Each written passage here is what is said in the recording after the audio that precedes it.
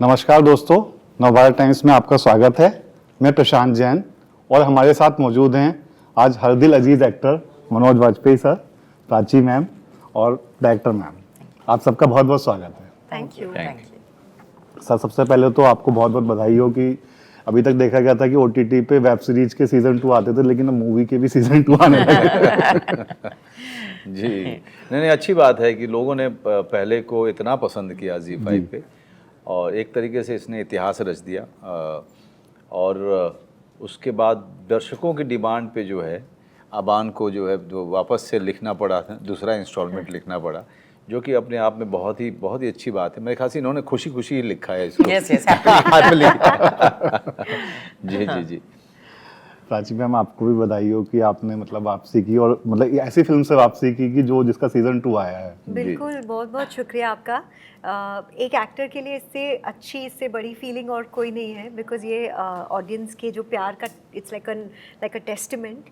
उन्होंने बताया हमें कि उन्हें कितनी अच्छी लगी ये फिल्म। एंड ओटीटी की खूबी भी ये है कि as the days weeks and months pass, आपके जो नंबर्स है या कितने दर्शकों ने देखा, ये आपको उसके बाद पता चलता है। तो बस एक वीकेंड की बात नहीं है हमारे लिए, it's a long lasting, longer lived love. ये बहुत अच्छी बात है। एंड आई होप कि साइलेंस 2 भी उन्हें उतनी ही अच्छी लगे इस बार। मैम, जब साइलेंस 2 अनाउंस हुई तो फर्स्ट रिएक्शन क्या था आपका? तो जब बताया कि they want a silence 2, actually पहले सोचा नहीं था कि साइलेंस 2 होगी। तो साइलेंस ही था, साइलेंस 1 था ही नहीं वो टाइम पे, इट वाज जस्ट साइलेंस। तो जब ऑडियंस लाइक्ड इट एंड जी को लगा कि नहीं साइलेंस 2 होनी चाहिए, तो आई वाज वेरी हैप्पी, क्योंकि अच्छा है कि ये जो एक कैरेक्टर्स रेडी बने हैं तो उसको you can take it forward. तो ये जो पूरी टीम है वो वापस आएगी। और ये ऐसा एक जॉनर है मर्डर मिस्ट्री कि you can make so many instalments of it, कि एक 1 में एक केस था, अभी 2 में दूसरा केस है, if there is a third one तो ये कुछ और चीज़ लेके आएंगे। So it's always a nice thing. Manoj sir, आप ओटीटी पे मतलब इतना अच्छा कर रहे हैं कि जैसे दिल्ली की भाषा में कहते हैं ना, फोड़ दिया। कि कभी आपका एक बंदा काफी है, वो ओटीटी से सिनेमा पे आ गई और अब आपकी फिल्म का सीजन 2 आ रहा है। तो सर, जब ऐसी सफलता के बारे में क्या कहना चाहते हैं? नहीं, मैं काफ़ी खुशकिस्मत हूँ कि मेरे काम जो है लोगों को इतने पसंद आ रहे हैं, और मेरी फिल्मों को इतना सम्मान मिल रहा है, इतना प्रेम मिल रहा है, और मेरे किरदार काफ़ी लोगों के बीच में पॉपुलर हो रहे हैं। इससे अच्छी बात क्या हो सकती है, क्योंकि अंत में दर्शक हैं जो आपके काम को आगे बढ़ाते हैं। और मैं इसका हिस्सा हूँ साइलेंस 2 का, साइलेंस का, पूरे फ्रेंचाइजी का। तो ये मैं तो जिसे कहना है कि आप जितना भी धन्यवाद कहें लोगों का उतना कम है। करेक्ट। तो सर, आपने जैसे सिनेमा पे भी इतनी लंबी पारी खेली और आपको इतना पसंद किया है, बहुत अच्छे रोल मिले सर, और अब ओटीटी पे भी इतना अच्छा कर रहे हैं, तो आपको क्या लगता है कि जैसे मतलब ओटीटी और भी ज़्यादा सूट कर रहा है आपको सिनेमा से भी ज़्यादा? देखिए, अभी जो सिनेमा है धीरे धीरे लोग जा रहे हैं वापस वहाँ पे। मेरी अगली फिल्म थिएटर में रिलीज़ होगी, भैया जी आने वाली है। तो लेकिन मैं चाहता हूँ कि दोनों तरफ काम करूँ, जहाँ पे अच्छा काम मिले। भैया जी एक अच्छी स्क्रिप्ट लगी, मुझे लगा कि ये थिएटर में रिलीज़ होनी चाहिए। वैसे मैं कहूँ तो सिर्फ एक बंदा काफ़ी है, जो है हमने बहुत कोशिश की थी कि वो थिएटर में ही आए, लेकिन वो फिल्म जी5 के पास थी। जी5 एक ओटीटी प्लेटफॉर्म है, और ओटीटी प्लेटफॉर्म के पास फिल्म चली जाती तो वो थिएटर में नहीं आने देते। तो किसी भी अब जो तो दर्शकों का दबाव था, दर्शकों की डिमांड थी कि बंदा ओटीटी पे आने के बाद एक सिंबॉलिक रिलीज़ हमने दिया थिएटर में, क्योंकि बहुत ज़्यादा दबाव बढ़ गया था दर्शकों की तरफ से। बट मेरा प्रयास यही रहेगा, कोशिश यही रहेगी कि दोनों तरफ, हर तरफ जो है काम करते रहें, काम अच्छा होना चाहिए, वो बहुत ज़रूरी चीज़ है। सर, बॉक्स ऑफिस की बात करें तो पिछला साल बहुत ही अच्छा रहा सिनेमा के लिए, फिल्मों ने बहुत अच्छा किया, लेकिन अभी इस साल की शुरुआत थोड़ी धीमी हुई है सर, उसके मुकाबले क्या कहेंगे सर? नहीं, वो तो देखिए, वो तो ये सब चलता रहता है। बिज़नेस की जहाँ तक बात होती है, बिज़नेस थोड़ा 4 पैसे कम और 4 पैसे ज़्यादा, ये जब आप उसको बिज़नेस बोलते हैं तो फिर उसके लिए भी सबको तैयार रहना चाहिए। लेकिन इसका मतलब ये नहीं है कि बाकी साल बुरा जाएगा। कौन जानता है, अभी फिल्में रिलीज़ हो रही हैं, ईद पे 2 फिल्में रिलीज़ हो रही हैं और फिल्मों की तारीफ़ ऑलरेडी हो रही है। जी, तो मुझे यकीन है कि लोग जाकर के फिल्में देखेंगे ये, और जब भैया जी आएगी तो उस पर पूरा का पूरा पड़ोसी जो है तो पूरे थिएटर के बाहर भीड़ लगा देगा और पहली बार लाइन देखने को मिलेगी लंबी, आधे किलोमीटर तक। तो सर जैसे एक नया ट्रेंड देखने में आ रहा है कि पहले क्या होता था कि फिल्में मतलब मध्यम लेवल की फिल्में अच्छा करती थी, लेकिन अभी क्या हो रहा है कि फिल्में या तो सीधे ही 200-400 करोड़ रुपए कमाएंगी या फिर वो 50 करोड़ भी नहीं कमा पाएंगी। तो क्या कुछ दर्शकों की सोच में आप बदलाव महसूस कर रहे हैं? देखिए क्या है कि फिल्में जो 400 करोड़ कमाती हैं, आप उनकी लागत भी सोचिए कि कितनी लग चुकी है। और जब 12th फिल्म की तरीके की कोई फिल्म आती है तो उसमें लागत बहुत कम होती है। तो रेशियो अगर आप देखें तो दोनों का बराबर ही है, दोनों का बराबर। भले ही 12th फिल्म ने जो है उतना नहीं कमा, 400 करोड़ नहीं कमा, लेकिन सफल फिल्म है, अपने बजट के हिसाब से भी बहुत सफल फिल्म है। तो हमेशा ये देखना चाहिए कि कौन सी फिल्म ने कितना कमाया, उसके हिसाब से आप कमाई को देख सकते हैं या आंक सकते हैं। लेकिन मेरा दूसरा मानना है जी, जब तक दर्शक जाके थिएटर में देखेगा नहीं तब तक आपको पता कैसे चलेगा कि लोगों को पसंद आएगी कि नहीं। बिल्कुल नहीं आई तो ज़रूरी है कि दर्शक जाके देखें, दर्शक OTT पे देखें, क्योंकि वो तो देख ही रहे हैं और हमेशा देखनी चाहिए, क्योंकि OTT से ज़्यादा अच्छा कंटेंट कहीं पे नहीं है। और नए नए जितने भी अलग अलग तरीके के कहानियाँ, डायरेक्टर्स, एक्टर्स OTT पे आ रहे हैं, इतने पहले कभी नहीं आए, बिल्कुल कभी हमारे सिनेमा में। थिएटर में जब अच्छी फिल्में आती हैं, चाहे छोटी हों चाहे बड़ी हों, दर्शकों का ये दर्शकों के ऊपर है कि वो जा कर के देखें और उनका उत्साह बढ़ाएं। क्योंकि फिल्मों की एक बड़ी अजीब बीमारी हो चुकी है कि फिल्म अगर 200 करोड़ कमाती है तो अच्छी फिल्म, जो कि मुझे बात समझ नहीं आती। जो फिल्म 5-7 करोड़ कमाती है वो मैंने देखी हुई हैं, ज़्यादातर फिल्में वो बड़ी अच्छी होती हैं, बहुत अच्छी होती हैं, बहुत अच्छी होती हैं। लेकिन दर्शक अगर जा कर के देखें और उन फिल्मों का उत्साह बढ़ाएं और ज़्यादा से ज़्यादा उनको संख्या में जाएंगे तो लोग उन फिल्मों को जब पैसे मिलेंगे तो जो ट्रेड है, जो ट्रेड जर्नलिस्ट हैं या ट्रेड मैगजीन्स हैं, जब उनके बारे में लिखेंगे तो वो वैसी फिल्में ज़्यादा बनेंगी। जी, तो बड़ी फिल्म देखने से ज़्यादा सही है, ज़्यादा ज़रूरी होगा कि लोग अच्छी फिल्म देखने जाएं। जी, ये बहुत ज़रूरी है। मैं सर ऐसी ही फिल्म की बात कर रहा था सर, जैसे कि बल्कि कहा जा रहा है कि इस तरह की फिल्में बनाना आजकल काफ़ी मुश्किल हो गई है। सर आपकी पिछली सिनेमा रिलीज जोरम की अगर बात करें, फिल्म को मैंने देखा, बहुत अच्छी, बहुत खूबसूरत सर पिक्चर थी, लेकिन सर दर्शक उतने नहीं पहुंचे। लेकिन पता है आपको, दर्शकों का जाना ये जिम्मेदारी उनकी है या उनके ऊपर है। लेकिन 250 स्क्रीन में ही हमने रिलीज़ किया था, वो एक सिंबॉलिक रिलीज़ था। और हम क्योंकि वो फिल्म ऑलरेडी हम सोच चुके थे कि हम OTT पे डालेंगे, लेकिन चूंकि हम सब चाहते थे कि एक थिएटर का एक्सपीरियंस लिया जाए, तो हम सब जो है बहुत ही कम सिनेमा हॉल में गए हम लोग। बाकी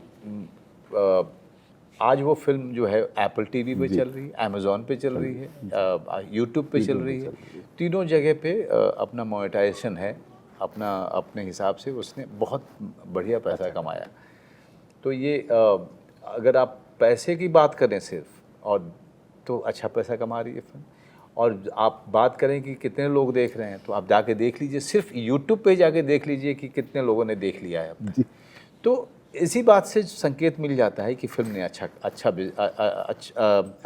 अच्छी कमाई की और काफ़ी संख्या में दर्शकों को अपनी तरफ खींच रही है। सर सिनेमा ने आपको बहुत बड़ी पहचान दी, लेकिन मुझे लगता है कि OTT के बाद आपको लगता हो कि आप घर घर में पहुंच गए हैं। जी, मैं सिर्फ घर घर में नहीं पहुंचा, मैं नॉर्थ से लेके साउथ तक और ईस्ट से लेके वेस्ट तक। आप OTT पे जब जाते हैं तो आप पैन इंडिया जाते हैं, और फिर विदेश में भी आप घर घर में पहुंचते हैं। बहुत सारे वो लोग देखते हैं जो इंडियन भी नहीं हैं। आप बहुत सारे, जैसे मैं बताऊं, फैमिली मैन मैक्सिको में बहुत देखी गई है, स्पेन में बहुत देखी गई है। तो वो डेटा आता रहता है कि कहाँ पे कितने लोगों ने देखा। तो आपको हर तरीके के दर्शक आपके काम को मिलते रहते हैं। जो एक एक्टर और डायरेक्टर को क्या चाहिए कि उसका काम जितने ज़्यादा से ज़्यादा लोगों तक पहुँचे, वो उतना ही जो है उसके लिए अच्छा है। तो जैसे ही लोग फैमिली मैन कहीं देखते हैं लिखा हुआ तो एकदम आपका चेहरा उनके जहन में अब आता मैं है। ही था तो मेरा ही चेहरा है। Family man is You are a family man. Shri पर्याय बन गए हैं सर आप उसके। तो सर असल जिंदगी में फैमिली को कितना समय दे पाता है फैमिली मैन? देखिए आजकल थोड़ा समय मुश्किल होता है, लेकिन अब बच्ची बड़ी हो गई है तो जाहिर सी बात है कि अब वो उतना मिस नहीं करती, क्योंकि जब बच्चे बड़े हो जाते हैं 13-14 के हो जाते हैं फिर आप उतना ज़्यादा मिस नहीं करते हैं। बस उनको अपनी माँ चाहिए, जब वो हॉस्टल से आती है तो उसको अपनी माँ चाहिए। बाकी मैं उसको फ़ोन करता रहता हूँ, तुमने फ़ोन क्यों नहीं किया? तो कहती है मैं टाइम नहीं था मेरे पास में। तो यू गो थ्रू दैट। सारे माँ बाप इस फेज से गुजरते हैं। हाँ।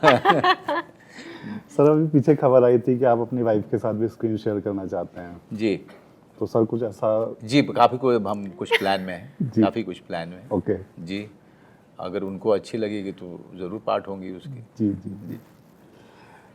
प्राची मैम, जब आप सर के साथ सेट पे इतना समय बिताते हैं, मतलब मैं तो कहूँगा कि एक एक्टिंग की पाठशाला ही या मास्टर क्लास चल रही होती होगी, तो कैसा एहसास होता है? ओह, मैं क्या बताऊं। मैं जब मेरे सीन सर के साथ नहीं भी होते थे, मैं जाकर मॉनिटर के सामने बैठ जाती थी, क्योंकि मुझे बस सर को परफॉर्म करते हुए देखना था। And her bar her take में मेरी आंखें ना खुली की खुली रह जाती थी, because he is a dream to watch. Seriously, अगर हमें सर जो है वो स्क्रीन पर, हमें पता है कि हमें उनके जो कैरेक्टर्स हैं हमारे जहन में किस तरह से वो बैठ गए हैं, बस चुके हैं। हम उन्हें उन कैरेक्टर्स से, हर एक कैरेक्टर की वजह से याद रखते हैं। मेरे लिए श्रीकांत का चेहरा उतना ही प्रोमिनेंट है मेरे दिमाग में जितना कि एसीपी अविनाश का।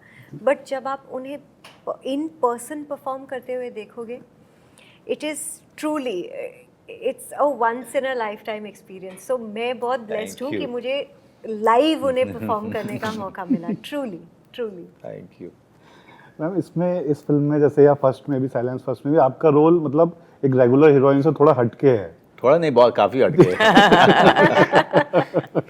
तो कैसा लगता है कि मतलब एक जो पर्दे की हीरोइन होती थी बिल्कुल टिपिकल, उससे जब आप एक अलग परफॉर्म करते हैं? बहुत अच्छा लगता है।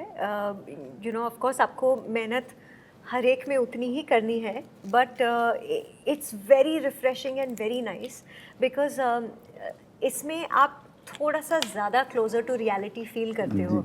आपके पास वो लिबर्टी है कि यस, इन रियल लाइफ इस सिचुएशन में क्या रिस्पॉन्स हो सकता है आपका, या इसमें ऑफ कोर्स बिकॉज फिल्म का नेचर ऐसा है, कई बार हम एज कॉप्स हम जाकर विक्टिम की फैमिली से मिलते हैं, तो आपको सोचने का ये मौका मिलता है कि रियल लाइफ में अगर हमें इस तरह का अप्रोच लेना है तो what that would be like, because आपको एज अ कॉप भी सोचना है, एज अ ह्यूमन बीइंग भी सोचना है।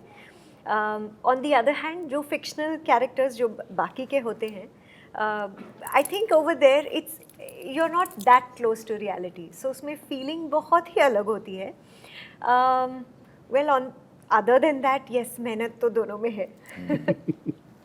मैम, आपने प्राची मैम को इस तरीके का रोल दिया, तो क्या मतलब आप क्या मानते हैं कि पर्दे की हीरोइन अब बदल रही है?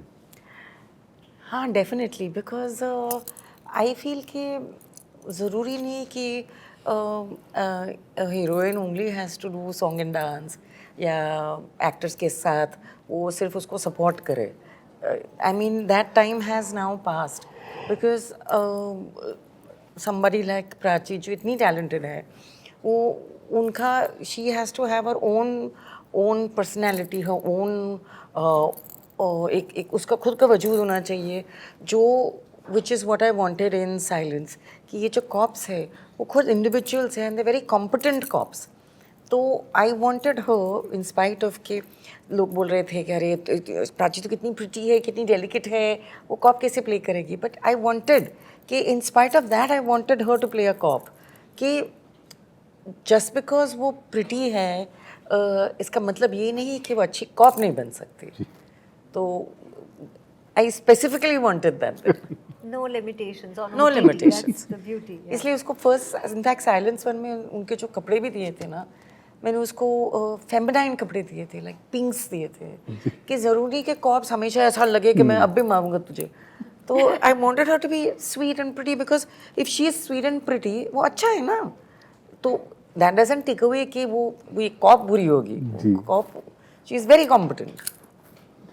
सर आपकी फिल्म राजनीति को आज भी ओटीटी पे बहुत पसंद किया था, लोग देखते हैं। तो सर अभी देश में लोकसभा चुनाव चल रहे हैं और तमाम एक्टर लोग राजनीति में किस्मत आजमा रहे हैं, तो सर आपको भी कभी कोई ऐसा ऑफर मिला?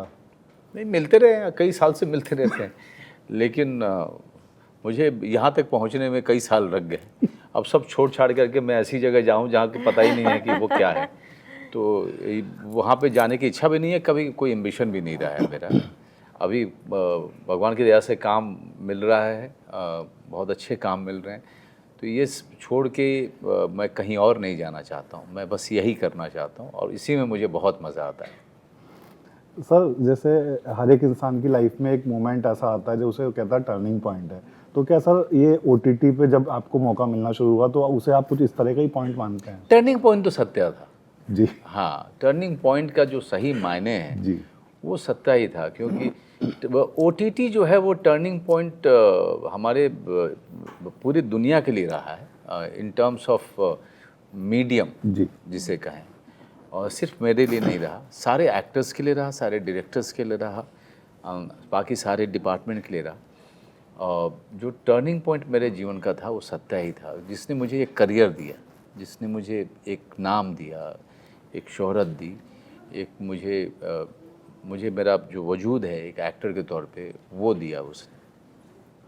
सर करियर के 3 दशक में आपने एक से बढ़ के एक रोल किए सर, सिनेमा से लेके ओटीटी तक पर, तो सर क्या मन में कोई ऐसी इच्छा है कि भाई इस तरीके का रोल अभी मुझे करना बाकी है? वो पता नहीं चल पाता है, वो जब तक कोई चीज़ सामने नहीं आती है तब तक पता नहीं चल पाता है कि हाँ ये वाला करना है, मुझे ये वाला करना था।